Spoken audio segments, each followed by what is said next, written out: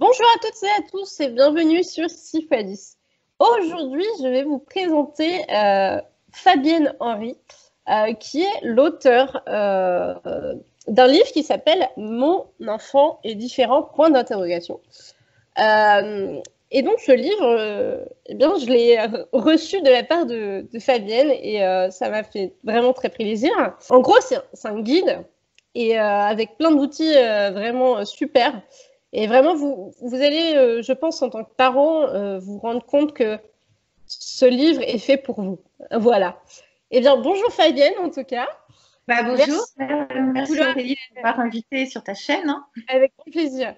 Merci de répondre à mes questions, parce que ça fait longtemps qu'on se connaît sur les réseaux sociaux et que j'avais envie de promouvoir ton livre. Alors, Fabienne, est-ce que tu pourrais te présenter en quelques mots et nous dire ce qui t'a donné envie d'être enseignante référente?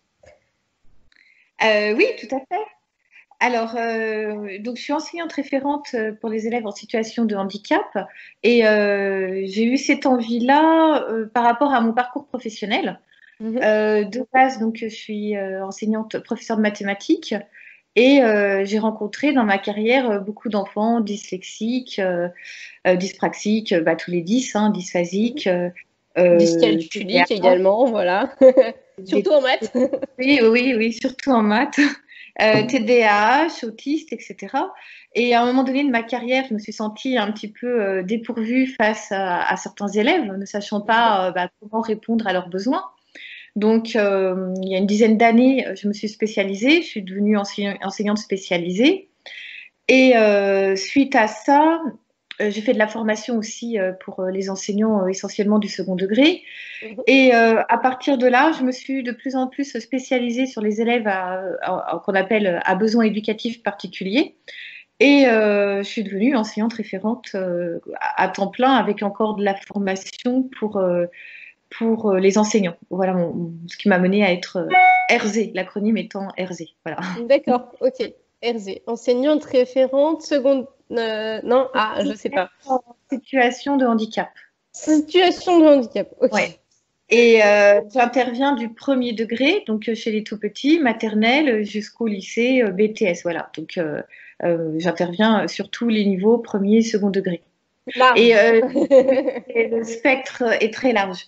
Et puis, ce que je peux rajouter aussi, c'est que à côté de ça, j'ai une association qui s'appelle l'association Suivi Enfant. Et là, on aide les familles, les parents, les enseignants aussi parfois à savoir quoi faire. On les aide dans le repérage, on les aide sur les dossiers à monter, on les aide sur les adaptations. On a plein de champs d'activités. On fait des conférences, on organise des événements. Voilà, plein de choses dans notre association également. Voilà. Dont le salon de l'école inclusive qui aura lieu donc, si je me souviens bien, le 7 novembre 2020. Oui, tout à fait. Alors, on organisait un grand salon de l'école inclusive dans le Val-de-Marne. En partenariat avec la Maïf, on avait des conférenciers. D'ailleurs, tu participais au salon avec Exactement. 6x10. Oui. Donc j'y serai, je pense, le 7 novembre de toute façon. Voilà, j'ai réservé et ma le, date. et reporté au 7 novembre au vu de la crise sanitaire qui a reporté beaucoup de choses. Hein. Oui. Évidemment. Alors, bonne question. L'enseignante référente, c'est une sorte de médiateur entre les parents, l'école, les partenaires de soins, la direction de l'école. En fait, l'enseignant référent va accompagner les familles sur plusieurs aspects. Sur la compréhension des difficultés de l'enfant qui vont parfois être traduites en troubles ou non. L'enseignant référent accompagne les familles pour aider dans les différentes démarches et veille à ce que ce qui a été décidé en réunion, les réunions s'appellent les ESS, équipes de suivi de scolarisation, qui ont lieu à l'école. Donc l'enseignant référent veille à ce que ce qui est dit en ESS soit bien fait après pendant la scolarité de l'enfant, donc si c'est en termes d'adaptation, si c'est en termes d'aménagement d'emploi du temps, donc il a un rôle également de veille. Donc le rôle de l'enseignant référent, c'est à la fois de l'information, de la veille, d'aide pour le parcours de l'enfant, donc en termes d'orientation, en termes de demande à la MDPH. Est-ce qu'on va demander une aide humaine? Est-ce qu'on va demander du matériel? Est-ce qu'on va demander une orientation? Donc, il est un petit peu multiple, ce rôle. Et c'est essentiellement un rôle d'accompagnement des familles tout au long de la scolarité de leur enfant. Donc, je sais pas si c'est assez complexe, mais la casquette de l'enseignant référent est assez large. Effectivement. Et donc, tu me disais tout à l'heure qu'effectivement, tu vas de la maternelle au lycée, en fait. Oui, c'est ça qui est fou, en fait. Voilà, c'est très large, en fait. Oui, parce que l'enseignant référent, il suit les élèves qui ont un dossier MDPH. Donc, MDPH, je traduis à chaque fois les acronymes, parce que pas de souci. Donc, MDPH, Maison départementale pour les personnes handicapées. Donc, l'enseignant référent suit les dossiers des enfants qui ont une reconnaissance de handicap. Donc, il est là au moment où les parents déclenchent le processus et après, il suit le parcours de scolarisation. Donc, ça peut démarrer très tôt et puis ça peut continuer jusqu'au lycée, voire même après. Il y a d'autres choses qui existent. Mais l'enseignant référent s'arrête sur la fin du cycle au second degré. Ok, d'accord. Oui, tout à fait. Alors, ce livre, il a été écrit parce qu'il répond à un besoin de terrain. Aussi bien, je dirais, côté famille qu'enseignant, parce que les enseignants aussi peuvent être perdus face à l'attitude de certains élèves, face aux réponses en termes de plan d'accompagnement. Donc, ça peut être un outil également à destination des enseignants. Il a été écrit au départ pour les familles parce que dans mon rôle d'enseignant référent, j'ai rencontré beaucoup de familles perdues dans les différentes démarches. Et puis, dans mon rôle associatif, également, beaucoup de familles perdues. Alors, perdues parce que tout simplement, je peux t'illustrer avec une phrase. On peut dire à un parent, votre enfant a des particularités, on ne sait pas vraiment ce qu'il a. On va organiser une équipe préparatoire à PPS, vous montrer un dossier MDPH, on remplira un GVASCO et l'ERZE suivra tout ça. Donc, en gros, un discours incompréhensible parce que fait d'acronymes. Donc, le livre est là pour décoder. Le livre est fait en plusieurs parties. Donc, la première partie, c'est le repérage. En tant que parent, si on se pose des questions, on se dit, le livre s'appelle Mon enfant est différent, point d'interrogation. Donc, si on se demande si justement il y a des petites choses où on se pose des questions, le livre pose des, comment dire, par rapport à la norme. Alors, comme je le disais tout à l'heure, la norme, ça m'embête toujours, mais par rapport à un âge attendu, on a des compétences attendues. Alors, bien sûr, des fois, on a juste du retard et ça va se rattraper, mais ça donne des points de repère par rapport au développement de l'enfant. Donc, le premier chapitre, c'est si je me pose des questions, si je m'inquiète, ça résume les différents troubles, les signes d'appel en fonction de l'âge, etc. et vers qui m'orienter. Ensuite, on a tous les dispositifs qui existent autour de l'école. Le deuxième chapitre, c'est qui peut m'aider. Qui peut m'aider donc de l'école primaire au secondaire? Quels sont les différents plans d'accompagnement à l'école? Donc, il y a des plans qui existent pour les élèves dyslexiques, pour tous les élèves 10, au TDAH, autistes, précoces. Donc, à qui m'adresser au sein de l'école, en dehors de l'école? Ensuite, le troisième chapitre, c'est quels sont mes choix possibles? Donc, il existe différents plans, donc différentes orientations, donc des CESAD, des ULIS, SECPA, ITEP. Donc, qu'est-ce que ça veut dire? À quel moment demander ces orientations? Est-ce qu'elles correspondent à mon enfant, oui ou non?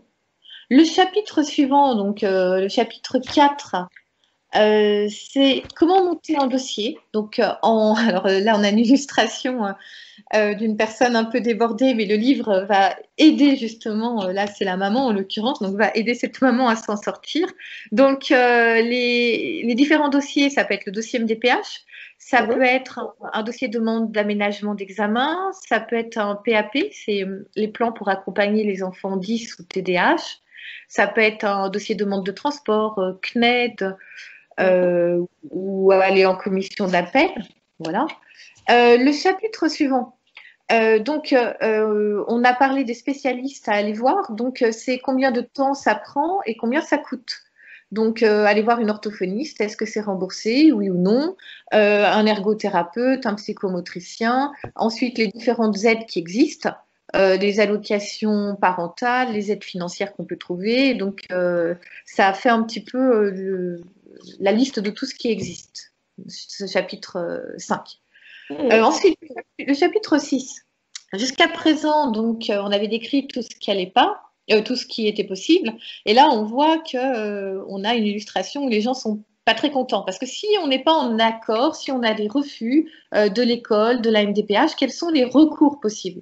Donc, les recours, il y en a plein, mais on ne les connaît pas forcément. Donc, là, ça donne des pistes vers le médiateur de la République, le défenseur des droits. Qu'est-ce qu'on peut faire si on n'est pas d'accord avec l'institution, avec les propositions faites?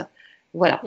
Et le dernier chapitre, le chapitre 7, donc on a une illustration, là, blablabla.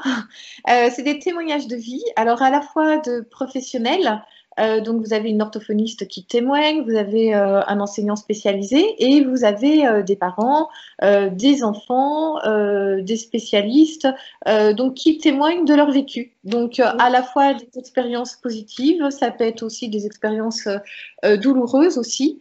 Avec solutions. Parfois, c'est des témoignages en cours, donc les solutions sont pas forcément là. Voilà, donc c'est des témoignages de vie sur des vécus avec réussite ou parfois un peu moins de réussite, mais des espoirs au bout du chemin quand même. Donc, voilà, on a fait un petit tour du guide.